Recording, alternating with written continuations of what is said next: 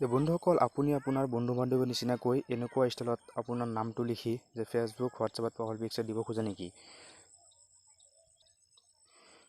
তেনেহ'লে ভিডিঅ'টো স্কিপ নকৰি একদম শেষলৈ চাওক, কিয়নো এই ভিডিঅ'টোত আজি তাৰ বিষয়ে আলোচনা কৰা হ'ব।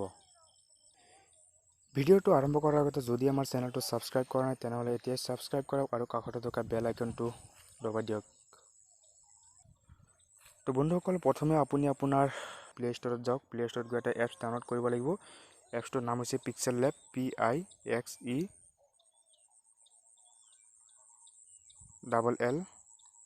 পিক্সেল লেব বুলি চাৰ্চ কৰি দিয়ক। চাওক ওপৰত আহি গৈছে পিক্সেল লেব। ইয়াতে চাওক মোৰ ডাউনলোড কৰা আছে, কিন্তু আপডেট আহিছে। আপোনালোকে ডাউনলোড কৰি ল'ব। ডাউনলোড কৰাৰ পিছত এপছটো অপেন কৰিব। অপেন কৰি ওপৰত থ্ৰী ডট আছে, থ্ৰী ডট ক্লিক কৰক। ক্লিক কৰি চাওক ইমেজ সাইজত ক্লিক কৰক।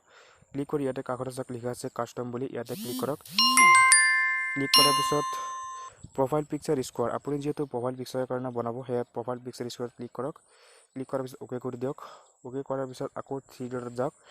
থ্ৰী ডটত গৈ ওপৰত চাওক অপশ্যন আছে ইউজ ইমেজ ফ্ৰম গেলেৰী, ইয়াতে ক্লিক কৰক। ক্লিক কৰাৰ পিছত আপোনাৰ পচন্দ মতে এখন ফটো লৈ লওক। মই বাৰু এখন লৈ লৈছোঁ। তো আপোনালোকে লৈ ল'ব পচন্দ মতে।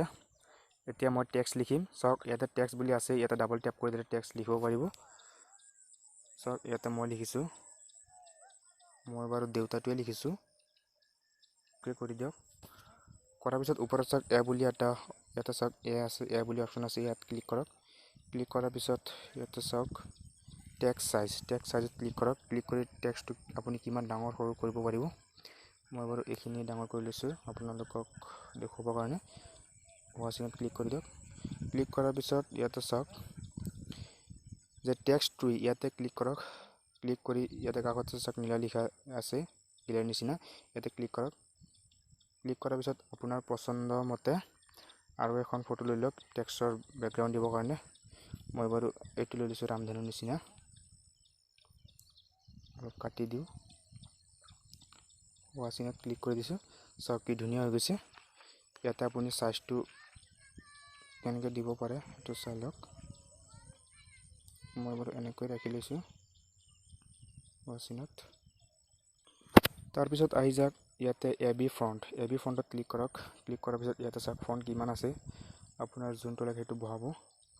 আৰু চাওক মই মোৰ ফণ্ট ডাউনলোড কৰি ৰাখিছোঁ, সেয়া যদি আপোনালোকে ডাউনলোড কৰিব বিচাৰে তেনেহ'লে মোৰ ডিছক্ৰিপশ্যনত লিংকটো দিয়া থাকিব, তাতে গৈ ডাউনলোড কৰি ল'ব পাৰিব। ফণ্ট বাংলা বা আছামিজ ফণ্ট, মই বাংলা ফণ্ট ডাউনলোড কৰিছোঁ। ইয়াতে ক্লিক কৰি দিছোঁ। চ' অ'কে। চাওক কি ধুনীয়াকৈ লিখা হৈছে দেউতা। তাৰপিছত ইয়াতে চাওক বি ষ্টাইল, ইয়াতে ক্লিক কৰি দিয়ক। ক্লিক কৰাৰ পিছত ইয়াতে বিট দিয়ক আৰু ভাল দেখা গৈছে। ৱাচিঙত ক্লিক কৰক। ক্লিক কৰাৰ পিছত মই বাৰু টেক্সটটো আৰু অলপ ডাঙৰ কৰি দিছোঁ। চাওক আপোনালোকে যিমান টাইম দিব সিমান ধুনীয়া হ'ব আপোনালোকৰ নামটো। তো আৰু ধুনীয়া কৰিবৰ কাৰণে প্লাছত ক্লিক কৰক। ক্লিক কৰাৰ পিছত ফ্ৰম গেলেৰীত ক্লিক কৰক। ক্লিক কৰি আৰু যিকোনো ফটো লৈ লওক PNG সাইজৰ। মই বাৰু লৈ লৈছোঁ। চাওক মই পখিলাটো লৈ লৈছোঁ PNG সাইজৰ। আপোনালোকে যদি লাগে গুগলত গৈ মাৰিব বাটাৰফ্লাই PNG বুলি, PNG বস্তুত ক্লিক কৰিছোঁ। ক্লিক কৰাৰ পিছত ইয়াতে কাষতে চাওক ঘূৰণি এটা আছে ষ্টাৰৰ নিচিনা, ইয়াতে ক্লিক কৰক। ক্লিক কৰি ইয়াতে চাওক ইৰেজ কালাৰ, ইয়াতে ক্লিক কৰি দিয়ক। ক্লিক কৰি ইয়াতে ইনেবল কৰি দিয়ক। ইনেবল কৰি দিয়াৰ লগে লগে চাওক পখিলাৰ বেকগ্ৰাউণ্ডটো নাইকিয়া হৈ গৈছে। ইয়াতে আপুনি আৰু মিলাই দিব পাৰিব। চাওক কি ধুনীয়া। ইয়াতে বহাই দিছোঁ মই। ৱাচিঙত ক্লিক কৰি দিছোঁ। তো আপুনি আৰু যিকোনো ফটো লৈ ল'ব পাৰে। ল'বৰ কাৰণে এটা প্লাছ এটাত ক্লিক কৰক। ক্লিক কৰি ফ্ৰম গেলেৰীত যাওক। মই বাৰু লৈ লৈছোঁ আৰু এটা।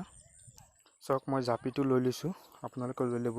ডাউনলোড কৰি ল'ব লাগে গুগলৰ পৰা PNG সাইজৰ ফটো কি লাগে। তাৰপিছত আকৌ ইৰেজ কালাৰত আহক, আহি পেলাই ইৰেজ কালাৰত ক্লিক কৰক। ক্লিক কৰি এইটো ইনেবল কৰি দিয়ক। কৰি দিয়াৰ লগে চাওক বেকগ্ৰাউণ্ড নাইকিয়া গৈছে। আপুনি সৰু ডাঙৰ কৰি লওক, কৰি পেলাই বহাই দিয়ক ক'ত বহাব।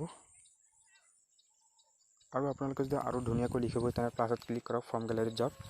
গৈ এনেকৈ বহাই আৰু ধুনীয়া কৰিব পাৰিব।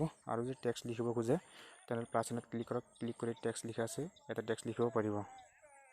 তো বন্ধুসকল এনেকৈ আপোনালোকৰ নামটো ধুনীয়াকৈ ষ্টাইলিছত ডিজাইন দি লিখিব পাৰিব। তো বন্ধুসকল যদি ভিডিঅ'টো ভাল লাগে তেনেহ'লে লাইক কৰক, কমেণ্ট কৰক আৰু চেনেলটো ছাবস্ক্ৰাইব কৰিবলৈ নাপাহৰিব। তো আজিলৈ